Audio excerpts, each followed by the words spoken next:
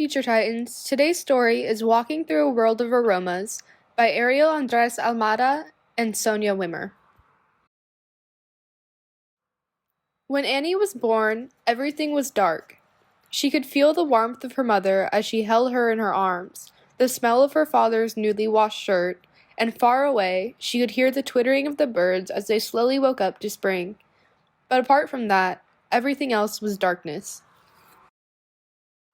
As the years went by, Annie understood that she was different. She heard her friends talking about colors and shapes, but everything was confusing for her. One day, her mother said to her, "Blue feels like this," and made her hold an ice cube in her hands. "And red feels like this," while she made her hold out her hands towards the fireplace, very carefully so as to not burn them. Annie smiled and turned her head in the direction of her mother's voice. It was during the winter when Annie learned to walk among aromas.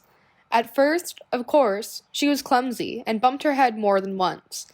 Her father said to her again and again, "Annie, go slowly, there's no rush."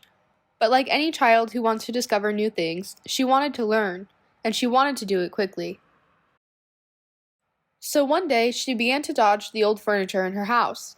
She knew that it was polished with wax that had a very special smell, which she could easily detect. If she walked close to it, the smell became stronger, gradually disappearing as she moved away. One step this way, one step that way, and the dining room table was behind her. One step to the left, 3 to the right, and she could dance all the way from the kitchen to her room without any help. The next week, she learned to walk next to the vases full of newly cut roses, to reach the kitchen guided by the smell of fresh-baked cookies that her grandma made, and even not to step on the tail of her pet cat, Paris, who for some funny reason always smelled of cinnamon. And then one day, and without knowing exactly how, Annie realized that although she was different, she could do very special things. Without doubt, what she liked best of all was cooking with her grandma. In the winter evenings, the two of them would stay in the kitchen, baking the most amazing cakes. Annie loved to invent new flavors, and she seemed to have a special gift for combining spices. A pinch of lemon zest, a little bit more sugar, and just a few drops of vanilla essence, she would say, while her hands would move skillfully over the pots and hobs. Although she couldn't see, or maybe precisely for that reason, Annie could always tell when flavors were at their very best moment. People said that the neighboring villages could always tell when she was cooking, because the breeze was full of the most unusual aromas. But the strangest thing of all was that everyone agreed that when they smelled the aroma wafting from the little girl's kitchen, they all felt curiously happy. Annie was only 10, and all of the villagers already spoke about the magic that suffused everything she cooked.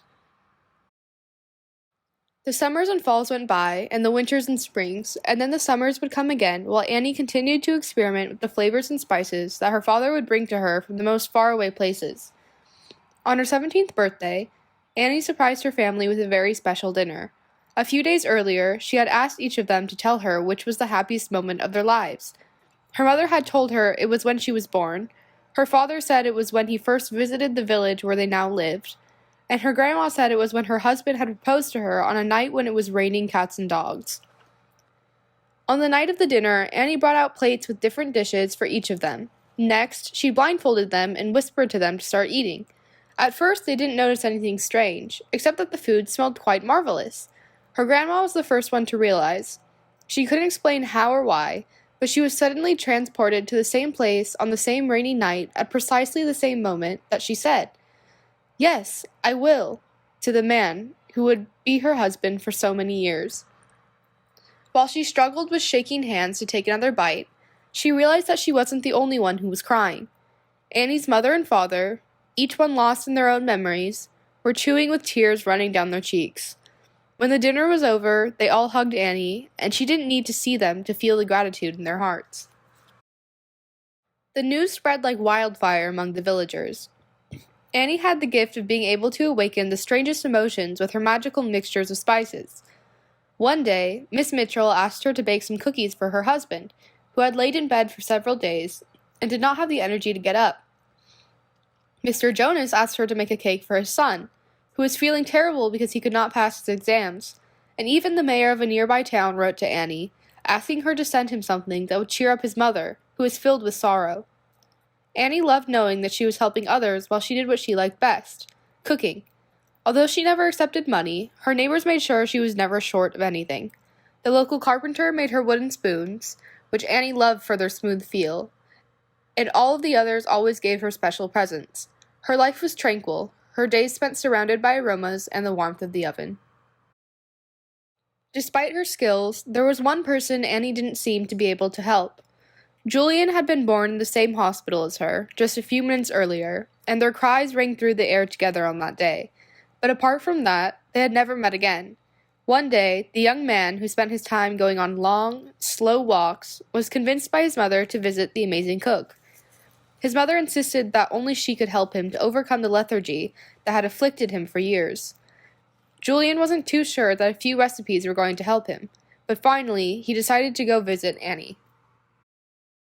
The very first time he set eyes on her, all he could think of was spending the rest of his life counting the freckles on her cheeks. Annie was already a beautiful young woman with auburn hair and a sparkling smile. Julian's legs shook as he began to tell her about his problem, while she mixed orange essence with half a spoon of jasmine honey and a pinch of saffron.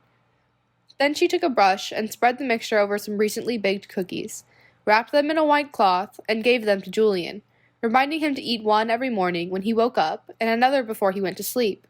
Julian thanked her and promised that he would tell her if there was any change. But the days went by, turning into weeks and months, without Julian showing any signs of improvement. Annie had tried all of the possible combinations of spices, and had even asked her father to look for a particularly exotic type of pepper in India, which was said to make miracles happen. Every week, Julian would return to Annie's house, and she knew it was him because she could hear his feet dragging along the ground from far, far away. Sometimes they would take long walks around the lake with green water next to the village, and would talk for hours about Julian's problems. Other times, they would lay down in the grass while he told her what the stars looked like, and she would imagine millions and millions of suns scattered like grains of mustard on the table. Annie didn't know anything about shapes or colors, but in her imagination, she had created the whole of his world, and she loved his voice as he described it to her. Sometimes Julian would offer her his arm to guide her, but Annie would gracefully insist on walking on her own. If I hadn't met you, I never would have thought it possible that someone could get around being guided only by aromas, he said to her. She smiled and said, My mother said it was precisely for that reason, because I didn't know it was impossible, that I learned to do it. Entering the kitchen one fall afternoon, Annie noticed the fragrance of her grandma, who sat waiting for her with a mischievous smile. Did you enjoy your walk with Julian? Asked the old lady. Annie, without knowing why, suddenly felt herself blush. I can't find a way to help him, she answered, none too certainly. I've tried all of the recipes you've shown me, and all of the ones I've created myself. There's nothing left for me to try. You know something, Annie? Said her grandma. Since you were a little girl, you've been able to see into other people's hearts. Maybe now it's time for you to start looking into your own, don't you think? It was then that Annie understood that Julian had overcome his sadness long, long ago. It had nothing to do with the honey, or the cinnamon, or the vanilla, or the saffron. But above all, she knew how sad she would feel if the day ever came when she didn't hear him dragging his feet along the path. She understood that for all this time he had been waiting for her, she who felt so secure treating other people's hearts with her recipes, to pluck up the courage to discover that true love, like all great dishes, takes a long time to prepare, and that, most of all, it needs patience. A great deal of patience. Smiling, Annie turned to her grandma and said almost in a whisper, so as not to wake her cat, I think I'll make something special for when Julian comes to visit me this afternoon. Can you pass me the sugar bowl?